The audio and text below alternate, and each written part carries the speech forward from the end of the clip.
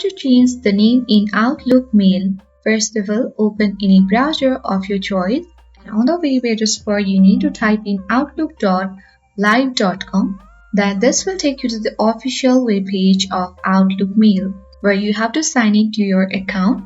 Then go to profile icon at the top right corner of the screen. Now on this drop down menu box, click on My Profile. This will take you to the information page of Outlook Mail, where you can see your full name. So next to your full name, you will see Edit Name button. Click on it, and here you can enter the first name and the last name, and you can also enter the character that you see on the captcha. Then after that, you can click on the Save button once you have changed your name on the Outlook Mail.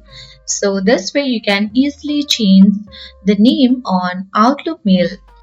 I hope this video was helpful and informative for you. If it was, then make sure to hit the like button, subscribe our channel if you are new, and press the notification bell for more updates.